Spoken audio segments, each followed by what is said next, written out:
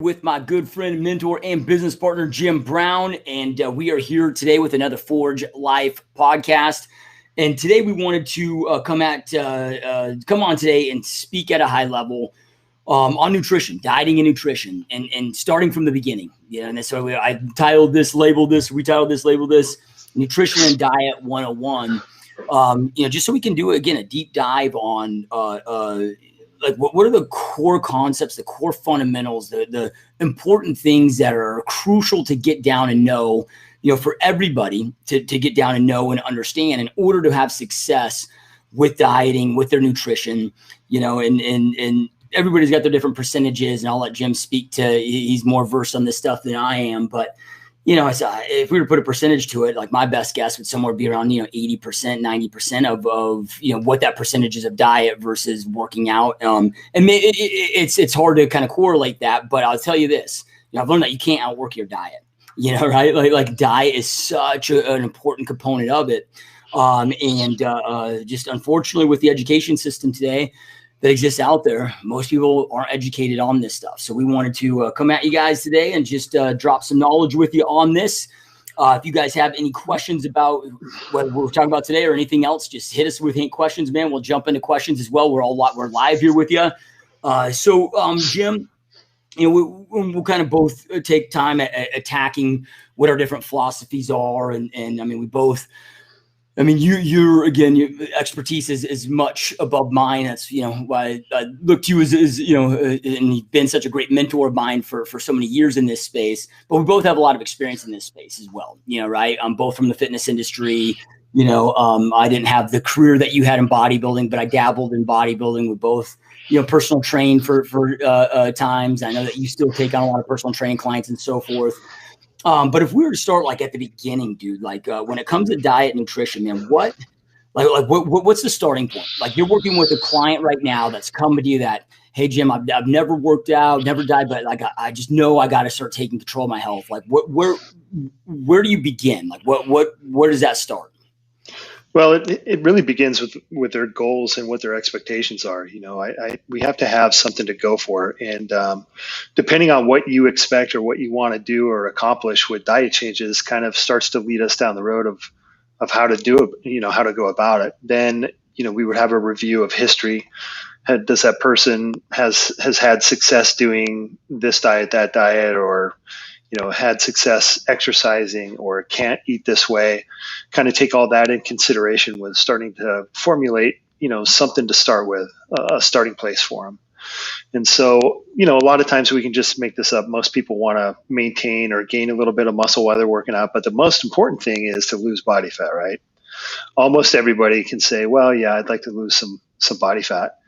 And, that's the typical version. So we start to identify what foods they can eat and kind of figure out what a caloric maintenance value is.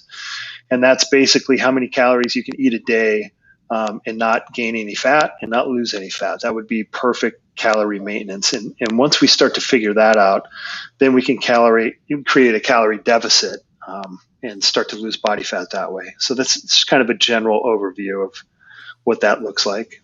Yeah. So going a little bit deeper into that, dude, when it comes to goals, man, because whether it's in business or careers or health and fitness, a lot of people have a lot of vague goals, right? Meaning like, oh, dude, I just want to lose a little bit of weight, get a little bit healthier. Like how important is it to get extremely clear on what those goals are? Because look, that I agree with you. That's the beginning. That dictates everything else. That's going to dictate the type of workout that you're going to be doing as far as, protocol, programs, so forth. It dictates a lot of the diet. There's some commonalities with diet that probably everybody's going to, follow some best practices there. But, based on what those goals are, it can be vastly different, based on that. So like how important is it to get extremely clear on this stuff? And what does that look like? Like for you to mentor somebody on this? Like what kind of clarity are you looking for? Well, I'm taking this higher level scuba course right now where we have to determine blood gases and pressures and everything. And I read something in there that kind of stuck with me. And it said, if you don't know the numbers, then you don't know what's going on. And I think that was the gist of it. But I'll relate that to diet is, if you're not very clear on saying, I just want to lose some body fat, then you're probably not a person who's going to understand what your caloric maintenance value is and how to create a deficit. You can overshoot it or undershoot it by just saying, well, I'm going to eat less or I'm going to do that. And that might be effective. But the most effective way that I know how to do this is to set a clear goal, like I want to lose body fat. And I'm going to do that by figuring out exactly what I can eat and what I can't eat. And then we determine specifically how much food that you can eat or how many calories you can eat a day. Once we do that, then we can kind of sketch it backwards and figure out how much fat you can lose in a month, a week, whatever.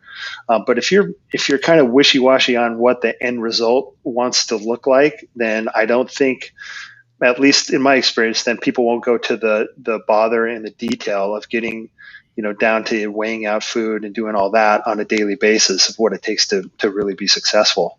So you don't have to say, well, I'm going to lose 10 pounds of fat, but you should be able to say, yeah, I want to lose enough fat to look like this, or I want to lose 2 pant sizes, because a lot of people really haven't been lean before too. So it's hard to say, I'm going to lose 20 pounds of fat. It might be just, I want to fit into smaller pants and maybe see an outline of my abs.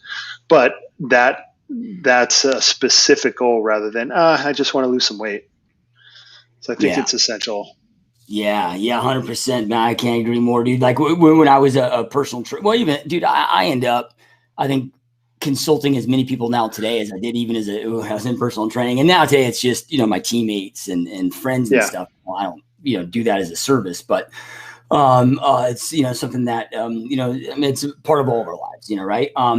But it's peeling back the onion, right? When I get like personal training clients come in, I would just be like, I want to look good for bikini season or whatever it is, right? It's okay. Well, let's start describing that, right? Because at the end of the day, like not that you're not going to have health goals from an energy standpoint. Like maybe you want to get up and have a certain amount of energy each day, and that's a part of it. But for a lot of people, it is aesthetics, right? And that feeling of confidence and that, you and I do come from different worlds of, my journey started from, being morbidly obese and having to, lose over 100 pounds, overcome obesity. And so I've been that, extremely overweight individual that knows, what it's like to just hate your body and feel so uncomfortable taking your shirt off and like trying to look for any reason possible to never have to go to the beach and, right. Versus the feeling of, how good it feels when you are happy and confident with your body and the way that you look and the amount of confidence that just gives you. And really, it's, it's not for even others. I mean, it can be for people that, are maybe, looking to,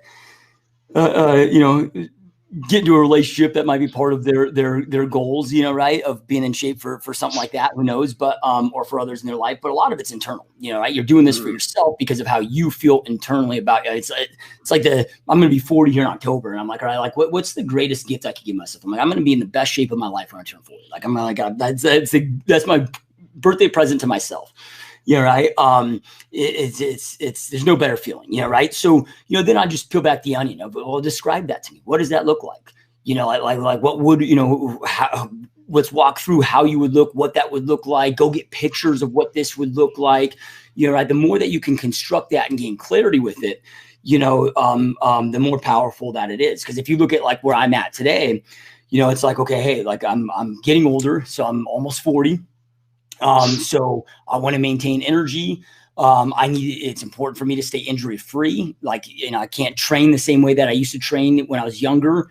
Like my joints, I don't want to have my elbow, my wrist and things always hurting and shoulders hurting. And also for me to like, I'm not going to recover from those injuries like I would have at a younger age, right? So it's like, okay, hey, I want to, so if I look at my goals right now, I want to be 185 pounds. I want to get down by the time I hit 40, I want to be down to 6% body fat. So I have 2% more to go.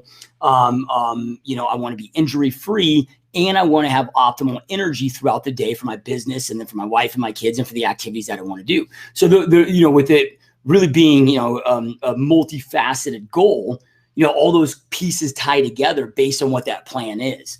So it becomes really important, you guys, to make sure that you know what that goal is. Because if you don't know what how do you hit a target that you're not aiming for? You can't, right? Like if you want to hit the target, you got to be aiming for the target. so you got to know what that target is, and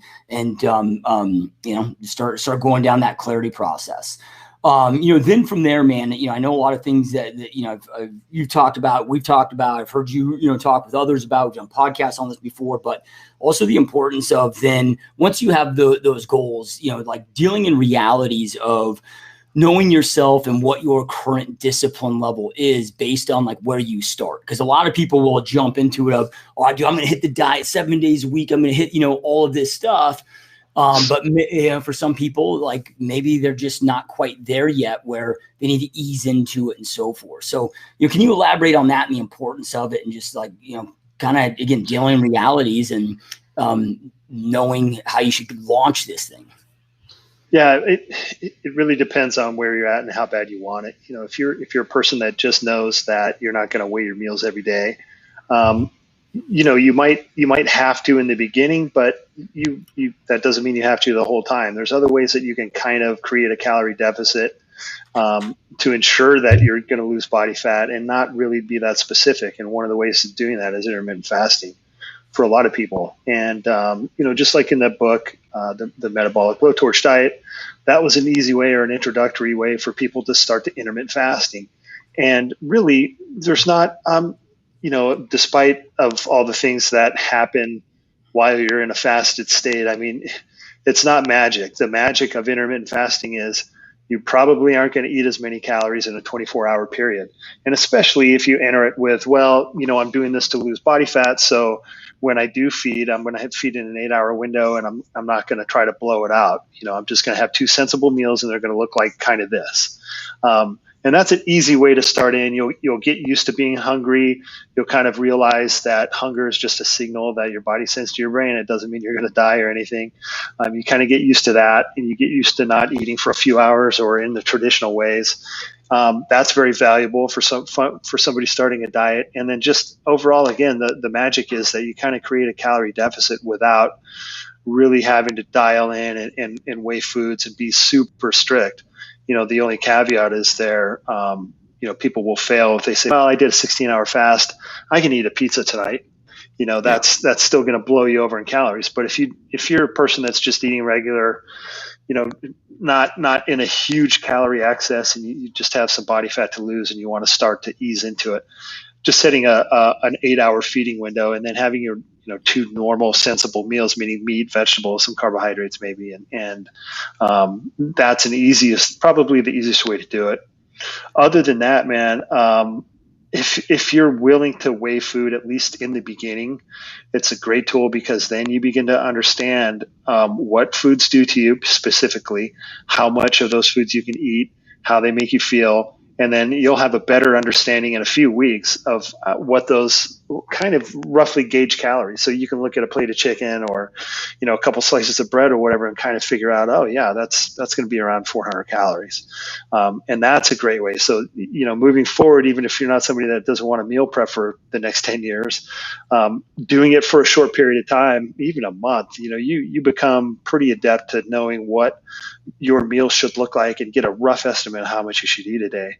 But if you do have specific goals and you really want to go after it, nothing beats weighing your meals out, food prepping, and eating those. Having a set of calories that you consume a day, having your macros roughly worked out, but overall just the calorie count is right on, then you're going to I can almost guarantee success if you're honest about it. And then if you go to somebody like you or me and say, hey, Jim, I need some help.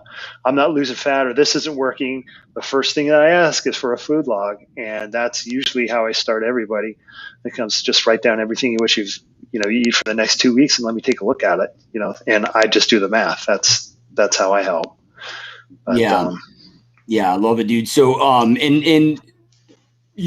going to get into, everybody's watching this, we're going to get into, some best practices here of how to start taking action on different things. And Jim and I will share, I guess, our different protocols and so forth. Again, as I said earlier, I'm coming from this is the 300-pound dude that, lost over 100 pounds, kept it off for over a decade now. And is, gotten in pretty, good shape, not to the level Jim is, but if had that transformation from a different spot. And, but and most of those that come to me, right, teammates and so forth, or people in that similar situation that they have, 60, 70 pounds, they've struggled with weight their whole life. And they're, and maybe they come to me because they know my story and they're able to see that. And there's some different things that like I had to go through, and I found with people that are in that situation that are way overweight to ease into this. And we'll get into all that in a moment. But I want to get into something first. And just a little side note, like I've never weighed a piece of food in my life, right? So not to say that I shouldn't, right? But I never have, right? So I did, for those that are like freaking out, like, dude, I don't want to weigh food. You don't have to necessarily weigh food. Now you're not going to, probably get results like Jim's able to get, or go jump on stage, or, get the same results that you could otherwise. But, and again, we'll get into all of that. But if okay, when you talk about weighing your food and the importance of that then comes, and you mentioned a name or a term of macros, which is just, essentially knowing what your caloric intake is based on the different, you got your total caloric intake, and then what your caloric intake is based on, the different food types, right? From your carbohydrates, from your proteins, from your fats, and so forth.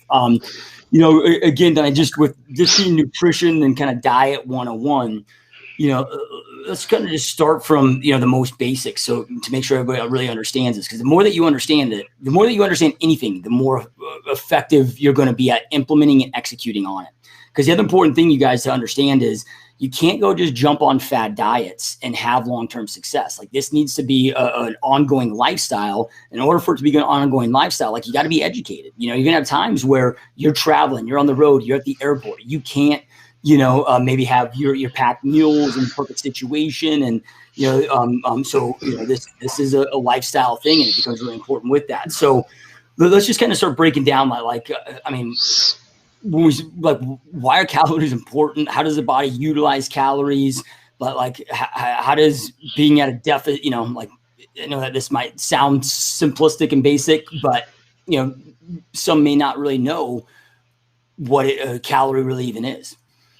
All right, I'll say a disclaimer. If anybody who really knows this stuff deep wants to criticize how I'm about to go about this, give me a little slack here. I'm just going to paint with some broad brushes, all right, to make this a little bit more understandable and simple. A calorie is just a unit of energy that your body gets after breaking down food that it uses for energy, basically to run metabolism, for overall, cellular energy. The macros that you have, protein, carbohydrates, and fat, all have different calorie amounts that equates 1 gram. Like 1 gram of protein is 4 calories. 1 gram of carbohydrates, 4 calories. 1 gram of fat is 9 calories. And that's how much energy your body gets from 1 gram of that, typically. Then there's some variables in there. It's called the thermic effect of food. So that's basically the cost that it takes for your body to extract that energy from the food. For fats, it's really simple. So if you eat 1 gram of fat, you're getting most of that 9 grams of or 9 calories out of. If you eat a simple carbohydrate, you're definitely going to get all 4 grams. If you're eating a carbohydrate that takes a while or is costly for your body to break down, let's just say something that's surrounded in fiber, like an apple or a sweet potato, it's going to cost a little bit more to process and get that calorie out. And protein is the highest. Well, most protein is the highest amount of thermal effect for food, or the highest cost for processing that. And so that's why. Well, for a couple of reasons, that's why we've always said, eat meat and vegetables and you'll be pretty easy. That's pretty no brainer. I'm still on that. A high protein diet is, the way that I approach almost everything, because if you eat a lot of lean proteins, it costs your body a lot more to process it. You get plenty of amino acids to rebuild and recover from your workouts, and your body can use those amino acids to create glucose if it has to. It depends on what kind of state you're in. But calorie count overall is important, because if you're eating enough calories to run your body and your metabolism for the day, you're not going to store, or you're not going to break into stored energy, which is body fat, pretty much. I'm going to glide over glucose and liver glucose, muscle glycogen, and liver glycogen. So if you're eating in a calorie deficit, you're not taking enough calories to cover your metabolism needs for the day, and your body's going to get that energy from somewhere. And one way or another, it's going to come from stored energy, and that's either fat, protein, or stored glycogen.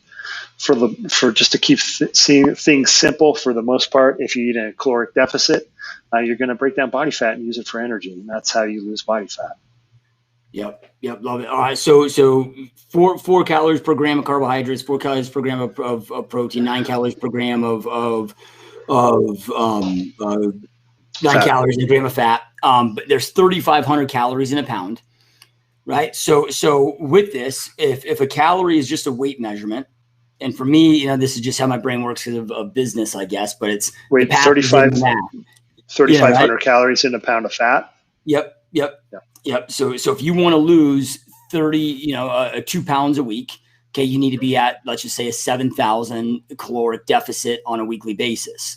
Now, when it comes to figuring out what your baseline is, and I know it's not perfect for everybody. I don't know if it is perfect for everybody or not. I don't know, the calculation that, I don't even know where I learned this back in the day, but it was, on average about 15 calories per pound of body weight for maintenance mode, right? And then, for people that don't really want to get into the whole hardcore of with the calorie counting throughout the day, right? Like at a hardcore level, I'll just, tell them, okay, we just got to make sure that we're at 10 calories per pound of body weight. And then of course we want to make sure that they're eating clean types of calories through that. But, do you have a effective way or a quick, easy way of figuring out, okay, well, what is the maintenance mode? So then I know if I want to lose 2 pounds of body fat a week, I got to be at a 7,000 calorie deficit, right? How do I figure out what that total amount then is that I'm allowed to have weekly then daily?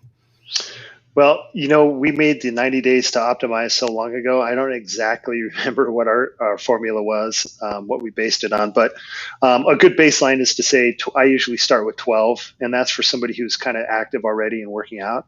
But if you figure 12 calories per pound of body weight, I would have somebody theoretically, if I was going to help somebody, that's the amount that we would start on typically. So if you weighed, 100 pounds or 200 pounds, that'd be 240 calories.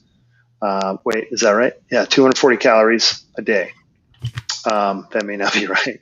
No, yeah. 12. Sorry, guys. Really. Yeah, 2,400. Missing a zero. Yeah. Okay. So 2,400 calories. So I would have somebody reach that and hit that for 2 weeks and see what happens. If your weight goes down in 2 weeks, you're going to notice if you're starting to lose body fat or if you're not. And typically we look at the scale and the mirror to judge that. 2 weeks isn't a lot of time, but 2 weeks in a caloric deficit should result in some kind of something that we can see or not see. If there were no changes in that, then we'd cut it down by probably 200 to 400 calories a day and retest and see what happens. But that's the method that we go about finding your caloric maintenance. Now, your energy expenditure would be semi-similar on all days, meaning if you work out and you do 15, 20 minutes of cardio, cool. You don't have to do it every day, but we want to see, kind of a standardization over the week, what you do when you're trying to figure this stuff out. So you would do your normal workout routine, don't change anything that way, but just weigh your food and figure, hit your caloric total for the day. And then we can determine if we need to up it or increase it, all right, up it or lower it. If you're 200 pounds, 2,400 is the maintenance weight. Let's just say I'm eating 1,800 calories a day. And I'm like, dude, half of that's going to be in a 6-pack of Bud Light every night. And like I'm going to eat all day, then I'm going to have a piece of pizza and then a 6-pack of Bud Light to get my 1,800 calories. Like, I guess where I'm going with that kind of extreme analogy is our calories all created equal? Like, meaning as long as you're at a deficit, I'm not saying internal health wise. I'm just saying from a strict weight loss standpoint, you might look like crap after you lose that weight, right? Like you could still be skinny fat and internally have some issues going on. But, if it's just with it being, math essentially, I mean, is that can you have Are you going success? to lose fat? Yeah. Are you going to lose fat? Yeah, you're going to lose fat. But you kind of hit it on the nail there. I mean, we'd have to consider body composition in that. Is that going to be a diet that's going to support, muscle recovery and or trying to maintain or build any muscle? Is that going to be conducive of, inside health? No. But overall, if you're in a caloric deficit, unless something really weird is going on, and there's some certain circumstances that'll mess that up. But just generally speaking, yeah, you're going to lose body fat because your body has to use that. Your body needs that energy, and it's going to come from somewhere. It's either going to break down body fat or it's going to break down muscle tissue. And it's a lot easier for most circumstances. Again, painting with a broad brush, that your body's going to tap into body fat for that. Yep. Cool, man. And not saying you guys that we advocate that. I just wanted to, get Jim's 2 cents on it, and I've done it. I've tested it for myself. Like it does work. And I mean, you look at the Jared dude from Subway that just ate Subway all day. Right? Like crap junk food. It's not healthy, but he was at a massive deficit that allowed him to lose the weight, even though he's eating a bunch of shit. So, all right. So then from there, now that people have an idea of that and understanding of that, based on from the makeup of what the calories, would be throughout their diet. Like, let's just say if we have, three different camps. You've got, I don't know, like most female clients that I've had, women clients that I've had as a personal trainer were, they want to tone, right? Which is a combination of you lose a little bit of body fat and putting on a little bit of muscle. Common thing is, I don't want to get too muscular, right? But use the terminology tone, right? Then you got maybe a dude that doesn't care about hitting the gym, but he's just like, dude, like, he's got the kind of middle-aged beer gut going on, and he wants to, drop 30, 40 pounds, but doesn't care about adding muscle, just wants to lose the, weight. And then maybe the third is a guy that does want to, add some lean muscle, maybe kind of like, female client of wanting to lose a little bit of body fat, but like his main thing is he wants to put on muscle, right? So based on those, kind of 3, I guess average normal situations, like what would the difference be? Again, very high level, as you said, broad brush strokes, but the difference of caloric makeup be, based on what those goals are? Well, going back to what I said about protein, the protein is going to be the highest level of the macros in all of those scenarios, pretty much for the most part. If you're somebody that's just trying to maintain muscle mass or doesn't really care about, gaining any, but doesn't want to lose it per se, you're not trying to actively lose muscle mass. I think the minimum amount is 0.8, and that would be 0.8 grams of protein per pound of body weight. And that would be for that female that doesn't want to, isn't really lifting weights, just maybe wants to maintain what muscle they have, isn't really working out hard, maybe some cardio or something. For both male and female who are progressively training resistance or working out a little bit more intensely, 1 gram of protein per pound of body weight is probably the minimum. And then the extreme part of that, I've been as high as 2.5, but it depends. But if you're a guy that's trying to put on some muscle mass, or a girl, I'd probably safely say that 1.5 is pretty common. That's probably where I would start. And then the rest of the macro breakdown for the calories would be kind of dependent on, again, what activities you were training for and what how you felt about different foods. But for the most part, in all those scenarios, fat's going to be pretty low, and the rest of the calories are going to be made up of, carbohydrates that digest very well in your system. That would be, rice, potatoes, sweet potatoes, something like that. Yeah, and this is where knowing what your goals are is important, and what you're, what you're, if food is fuel, like what you're looking to fuel, right? And I guess where I'm going with this is, like, look, if you're wanting to go compete in an Ironman, you're going to need to eat differently and on a different level than, somebody that's just looking to, drop 5% body fat, right? So all that becomes important. So then, when it comes to execution of this, right? Well, let me take a step back before that because dude, like you get all these fad diets. Everybody's got, the next new thing. But dude, I don't know, man. It just seems like in the 30 years, well, maybe 20 some years that I've been paying attention to this stuff, like it just always comes down to this, like the same concepts apply. Like it's not, all these new shiny fad diets always keep popping out, but it's, what advice would you have there for somebody that, is thinking about jumping in on a Weight Watchers or jumping into one of these,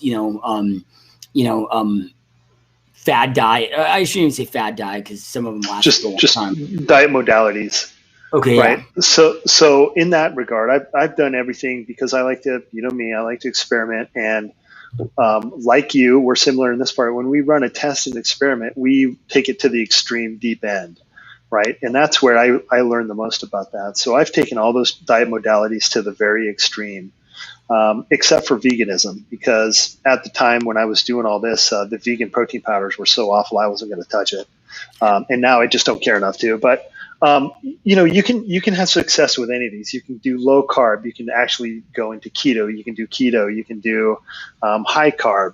You can do Weight Watchers. You can do, any of these ways, even the way that we're just describing now. That's a system that we kind of have that gets you in. And, there's some guidelines. Hey, you're going to eat this, and this is kind of where you're going to go. And you follow these rules in that modality, you're probably going to have success. All the things, all those different diet modalities have one common theme. If you're in a caloric deficit, you're going to lose body fat for the most part. There's some specifics about them. If you're somebody that's training hard in the gym, and actively wanting to put on muscle, you can do a ketogenic diet, but you're going to have to reload your glycogen stores of your muscle at least once every 7 to 10 days. And so if you follow a strictly keto diet, it's not going to be as successful as if you were just eating, a normal kind of a bodybuilder type diet, high protein, medium carbs, and low fat. So it really depends then on what you need out of the diet. If you just want to, have a couple meals a day and not have not have seemingly hunger pains or be real satiated after meals, keto is great. Because, if you're eating 2 whole eggs and 2 tablespoons of cream cheese on top, or a half an avocado, you're not going to be hungry after that for most people, But if you're eating more of, like I would say, a bodybuilder diet, if I'm eating 10 egg whites and 2 pieces of toast, I'm hungry right afterwards. But I'm also going to be gaining muscle and losing body fat at the same time. So there's some trade-offs there.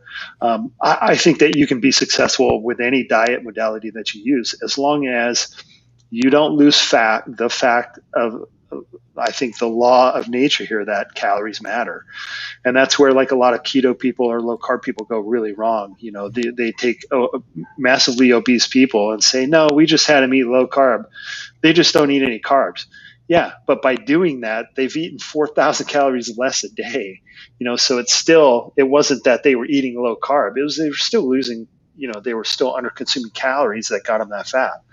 And if you look at like the Keto Snacks and some of the keto products that are on the shelf, you're looking at like a little keto bar that has 400 calories in it. You can't eat 10 of those a day. I mean, you can't eat just anything because it says keto on it and not pay attention to overall calories. So with that, armed with that information, you can go in and make anything work. I mean, Weight Watchers is good for some people because it spells out you're going to eat this many calories, man. And here you go. That's what that looks like in a day, and you can be successful with any of that. Yep. Love it, dude. What before we jump into kind of like top tips to have success long term, with this, what is the importance of? Because look, we're not all created equal, and unfortunately, it's just a hardcore truth of it. And with my build and I don't know if it's what my genetic makeup is, or if it is the fact that I took such poor care of my health and I allowed myself to get obese, like the how my body changed during that. I don't know what it is, but As an example though, my wife, who is, I mean, she's small, right? And dude, like if I ate her diet, I would be 250 pounds. Yeah, right. Like she can get away with having some cookies here and there. She eats, a decent amount of carbs every day, right? Like for me, if my carbs get above 100 grams a day, I start gaining body fat and just swelling up so fast. Yeah, right. So everybody is, there's some differences there. So, and the reason I'm bringing this up, I guess, is because you got to know your body, and it can be dangerous sometimes you might look at this person over here and be like, oh, well, they do this and they get these results. Well, I'm all about modeling after people, but you might have to do different tweaks. Your body might, adjust in certain ways or do things in different ways, different than their body is. So, can you just speak to that for a moment of, like just so people have awareness of their body might respond to different things differently than others? Yeah, I mean, I'd really like to take a run at your 100 carbs a day and have you weigh out, get you on a program where we're weighing every meal, man, and see, kind of test all that and see what happens. But yeah, for the most part, dude, some people react well with different foods. It could be the carbohydrate source that you're not tolerating well. It could be a lot of things, but it doesn't matter. If you figured out a way to eat and you eat certain foods and they make you feel good, and you eat certain other ones and they don't, then don't eat those foods. And we all are biochemically unique. You might have an insulin sensitivity that's handicapped or different than I do, or the next person, so on and so forth. So it is important to pay attention what foods you eat and how they make you feel. One of the points that I want to make when we were talking about doing this is, a lot of the most successful people that I know that have control of their body composition, and I'll put myself in that category, if I may, even though, sometimes I approach my uncomfortable zone and I have to buckle down. But for the most part, those people eat a lot of the same foods all the time. And I'm not talking like you can't go out and have Mexican or a burger or something here and there, but for the most part, and I would even say this, that diet that you shared with me where you were getting dialed in, man, I mean, you're eating pretty much the same foods every day, and you know how those foods make you feel. You know exactly how much energy you're going to get out of them. And, for me, chicken and rice, man, I know my body's going to digest that very well. I know that I'm going to get enough, how much carbohydrates I'm going to get out of it, what it's going to make me feel like, the digestion part of it. And I feel great because of it. So it is important to start to identify when you do these, what foods make you feel good and what foods make you feel bad. If they make you feel bad, don't eat them. Just don't eat them. Yeah. Yeah. No, I mean, it's true, man. It's I eat the same thing every day, dude. It's Groundhog Day every day. But what's crazy about it is, so like half of last month I was gone. I was in Florida for, I had work event and then some family stuff come up, and so we're living in hotels, for almost 3 weeks. And like one of the things I was looking so forward to, dude, is just like getting back to my regular diet, even though it can be plain to some people and right. But you get to a point where you enjoy it because you do, like, you figure out that rhythm where you do feel so amazing on it. And the especially when we were in, for one of the trips was Disney World. And there wasn't a damn thing healthy in Disney World, dude. No, dude, a bread bowl. Right? With that. So then, all right. So, what are top tips that you have for people as like they're, whether they're, easing into it, whether it be, making sure that you're planning things out, making sure that, you have like to have continued success with this. With this, when you're working with your personal training clients and so forth, like what are some of those top tips? Well, one is don't put yourself in a position to eat something bad or something that, is going to compromise your diet. And for me, I've been in outside sales almost my whole adult life. And so I've had a cooler in my car forever.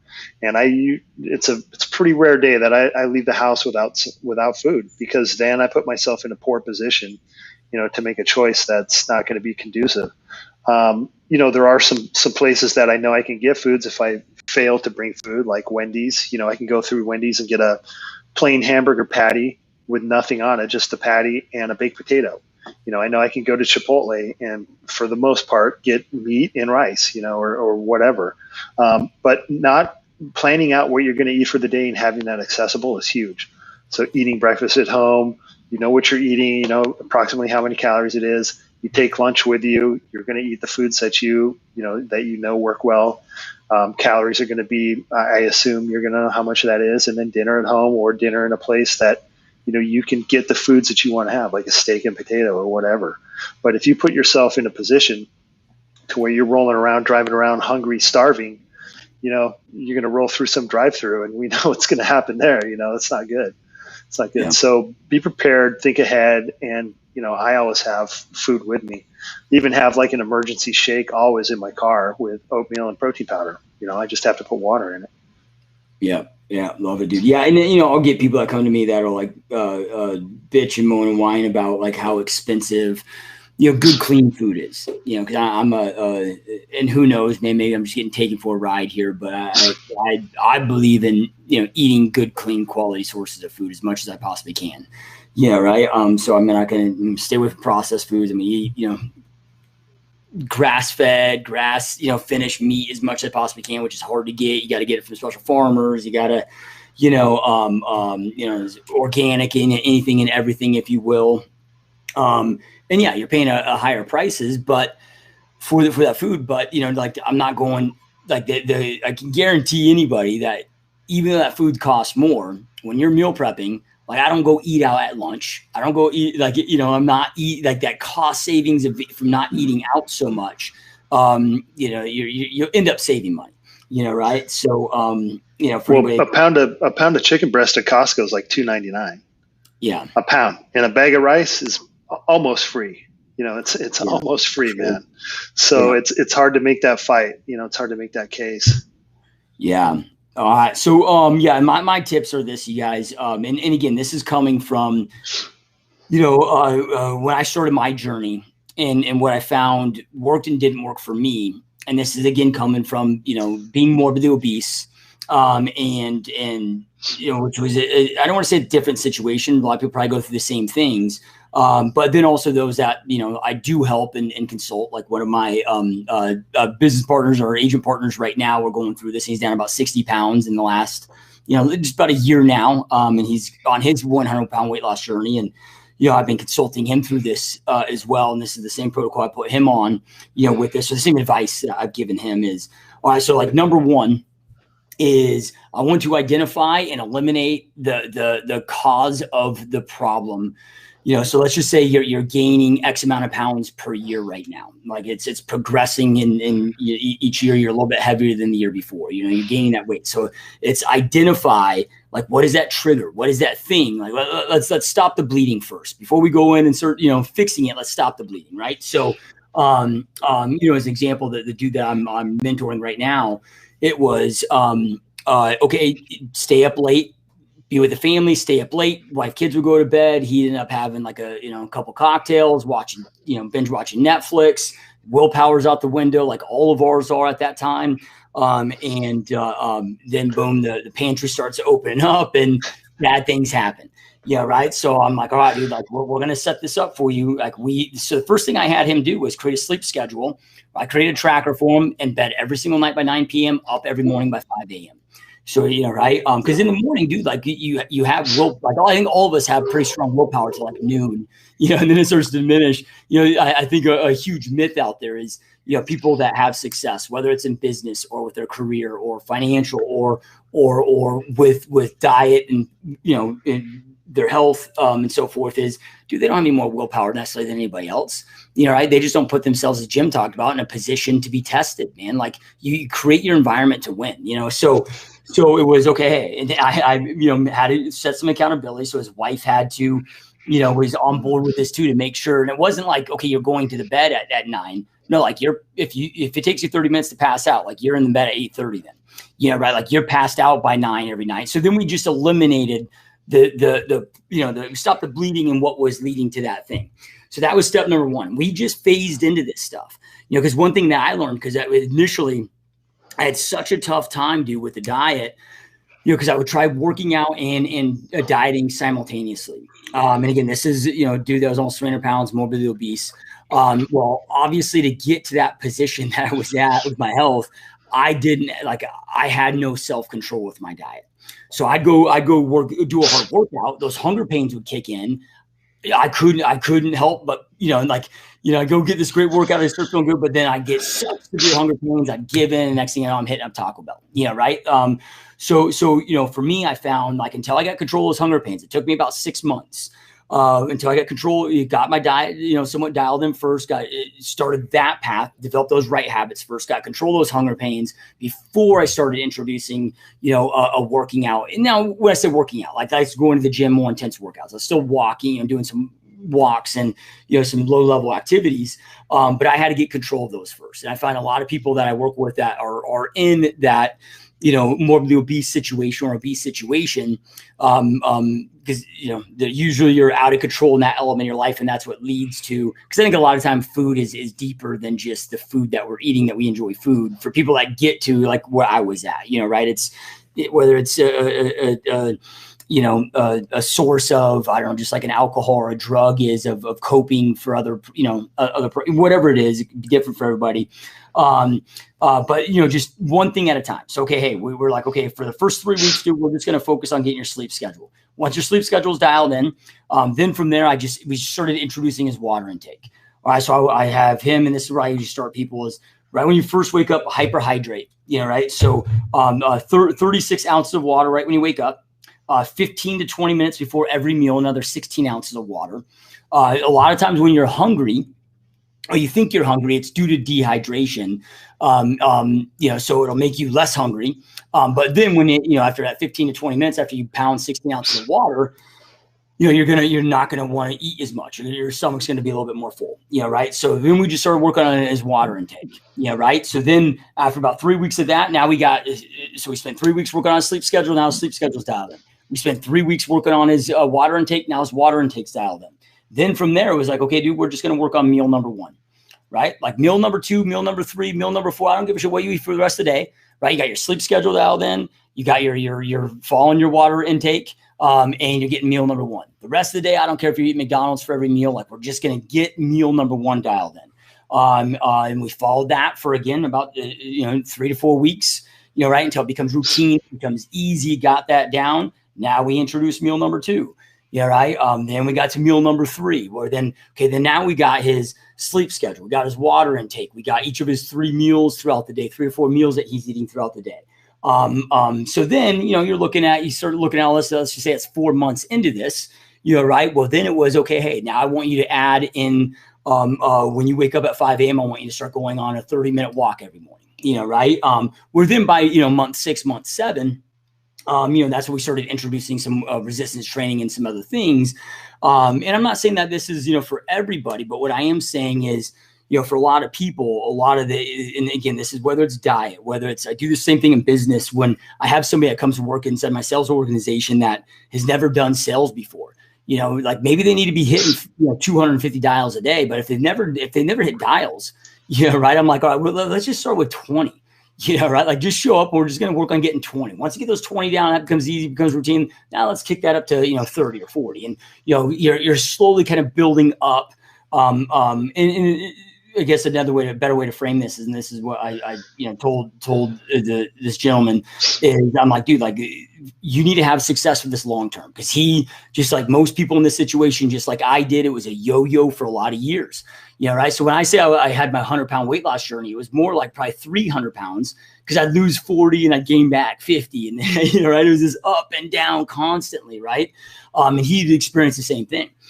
He was about 300 pounds and 5'6", right? So, and he was, when he got married about a decade before, he was like 180 pounds, right? So he had, gained a lot of weight over those years. And I'm like, look, and he went on tried so many different diets, so many different workout programs and so forth. But I was like, look, you never develop the habits, for this, you don't want to just lose the weight. It's about sustaining that indefinitely. And now it's going on this health journey and committing this health journey for the rest of your life, dude. Right. So, the only way that this is going to last is develop those right habits, man. And, so for some, and again, and now I don't, work with, I don't have athletes or bodybuilders or, coming to me for health advice. This is usually people that are in a situation like I was in. And I find that this kind of be the best protocol because it makes it where it's almost so easy that you're easing into it. It's such an easy, doable level, but, slowly developing those habits in the right way where then, by the time, he's 6 months into it, when he's hitting the gym, it's like all this stuff is part of his lifestyle. It's easy. He's able to build up to it. All of that can be huge. Well, you're an expert at creating systems, man, in business, and that is, I think that's amazing. That's a great way to get somebody there. A lot of times, most of the people that come to me already have that switch inside or something inside that's clicked and said, okay, I don't care, whatever we have to do, let's do it. But for somebody that isn't, that hasn't clicked yet, I think that's a fantastic way to ease into it. It's brilliant. Yeah, 100%. All right, dude. So any last things that maybe we left out when it comes to nutrition 101? I guess maybe this will be a deeper topic for another time. But for when it comes to supplements, right? Like, when I say supplements, I'm talking like meal replacement shakes versus the meal itself. Right? Is that recommended? Is that okay? Would you recommend that as much as you can stay food-based versus supplement, versus I think whole foods always a choice there if you can. If you can't, then a protein shake is okay. Below that, if you had to, a bar might be all right. A bar's better than, a pack of chips or something, a bag of chips. But whole food, and anytime you eat whole food or eat a meal, just general rule of thumb, man, meat and veggies hasn't changed. It's up and down on carbs depending on what you're doing with your body composition, but the most protein should make up the most composition of your plate. It should be a lean protein. And if you do that, you can add vegetables, carbs, whatever else. And, you'll be satiated. You'll find if you're actually eating enough protein from whole food, you should feel full at the end of the day. If just for instance, I eat 60 grams of chicken breast or 60 grams of protein and 25 grams of carbs 6 times a day. And at the end of the day, most days it's hard for me to get all that down. I'm not hungry. I'm not, dying throughout the day. It's like, oh man, it's almost a chore to eat 2,400 calories from that. And that should how it be. That's how you should feel. If you eat whole foods versus, any supplements or meal replacements, you're going to feel a little bit more satiated, and I think you get more out of it. Yeah, 100%. And you guys that are watching or listening to this, whatever platform they're on, you don't have to. I mean, again, it all depends on what your goals are.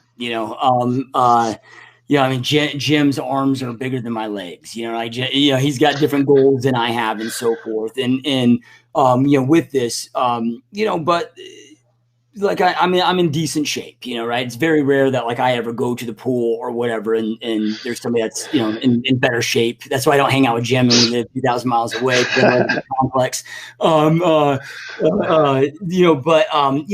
with that, like he's like, okay, and this is where you got to again know yourself, know your strengths, like just deal in realities of like what do you need to set yourself up to win with this. All right, like I don't meal prep. I'm not going to meal prep. I fail at it every time I've ever attempted it. So I don't meal prep, right? Okay, so what do I do though? I still got to eat healthy, clean meals. I go find these, there's a bazillion of them out there. But I have these companies that ship me my meals every week, right? So, I keep my diets, a little bit different than Jim. I can't even fathom eating chicken and rice every day, all day for meals. However, though, mine is consistent every day with the same thing, but it's, like I get up first thing in the morning, dude. I have a Greek yogurt, toss in a little bit of hemp seeds. I'll put in some collagen protein with that, have my pre-workout with my creatine. Then I, hit the gym. Then I have a whey protein shake, a small piece of fruit. About 3 to 4 hours after that, I'll have, and I have the meal company make this for me and prep this. And it's like $10 a meal. So it's cheaper than me going to Chipotle. Right. I get a hamburger patty. So a pound of it. So it's a hamburger patty, piece of cheese on there. I'll get some organic, ketchup, mustard that I'll put on there. Why I say stress the organic in there is if you look at the sugar content that's in like a Heinz, that's not, like a lot of people have no idea how much sugar is in condiments, that if they're not, organic condiments out there. So, and I'll have again, meal prep company that will ship me out my broccoli. So I'll have steamed broccoli with that. So I just put the hamburger patty, whatever. So I get those where it's just in my crew at the office. I can toss it in. It's 60 seconds in the microwave, dude. I'm putting it down as I'm knocking out emails. It takes me about 5 minutes to knock that down. 3 to 4 hours later, I have a protein shake, another protein shake, which I know that I should be eating food, but with my schedule and these are excuses, but they're valid for me. Right. Like I'm not hungry enough. I force feed myself, and it's just easier on the go. I can be in meetings, and I can, be drinking my protein shake, go home at when I get home for dinner. That'll be a meat and a vegetable. So usually it's, some type of meat, whatever my wife, we're grilling that night with a salad. And then right before I go to bed, or, a few hours after that, right when it's close to bedtime, I do, 6 eggs and an avocado. So that's my consistent diet. So it's a little bit different, but that allows me where I don't have to like meal prep this stuff out ahead of time. It's quick, it's fast, it's easy. And I'm not bringing this up of, Jim's diet's probably get a much better result probably than what I'm getting of his diet versus mine. But it's something that works with my lifestyle. It's easy for me. I mean, most of it, like the hardest thing I got to do each day, dude, is cook my eggs. How long does it take? Like any of us could cook eggs, right? But I'm not having to, do things that I just know I'm not going to go out there and do with, meal prep in 3 days of meat and veggies and whatever else. And there's ways to go out there. There's so many meal prep companies that are good, decently inexpensive when you put it into it'd be a lot cheaper for meal prep on your own, but when you put it in context of going out to eat versus that, they're still a lot cheaper than going out to eat, and they can be quick, easy alternatives. And even when I'm on the road, I'll have them ship them to the hotel, right? And make sure that has a fridge, freezer, microwave, all of that. And so there's ways to go out there and be successful, even if you're traveling a lot, on the road a lot, and so forth. Yeah, I've even had clients that wanted me to send their meal, their macro and caloric breakdown to a meal prep company, and they just create it and send it to them. It's a no-brainer, But again, whatever your method is, you have a method that works for you, and that's great, man. There's no wrong or right to it, and as long as you find something that's suitable for your lifestyle and something that you can adhere to, because really, at the end of the day, if you're consistent with it, that's what's going to make you successful. It's doing it day after day and be sustainable with it, which you are. It sounds like that's a perfect system for you. Yep. 100%. All right, you guys. Well, I think I don't see we got Brian. That says, man, I missed you guys. It's been a minute. Glad you're back. Yeah, no, we appreciate that, man. Appreciate your support, and it's glad to be back, dude. It's been a long minute, man. It's been about a year, or maybe even beyond a year, since we're knocking out these consistent podcasts. But we're excited to bring them back, and we're coming back. Just so you guys know, we're here this time every Wednesday, man. So 2:30 p.m. Pacific time, jumping on here live every Wednesday. So same time, same place, same channels. So would that be 5:30 p.m. your time, Jim? So Eastern, yeah. Time. Yeah. So if you guys, jump on these, if you have questions, we don't care if it's related to the topic that we're talking about or not. Also give us your feedback, man. Even if it's after, this session, whatever, if you're watching this on YouTube or Facebook or wherever you're at with it, hit us up in the comments of topics that you'd like us to talk about and go deeper in. We're always, looking, we want to go out there and give you guys information that you want. With that being said, man, Jim, as always, pleasure jamming with you for this last hour, dude. Yes, sir. For those that are watching and listening, we truly appreciate you guys. You guys, if you're watching this, which all of you are at this point, you can see forgelife.com. That is mine and Jim's supplement company. Go check that out. And it's our sponsor of the podcast. And, this is the Forj Life podcast. So anyway, you guys, truly appreciate it. Keep kicking ass, and we will see you next time. Peace.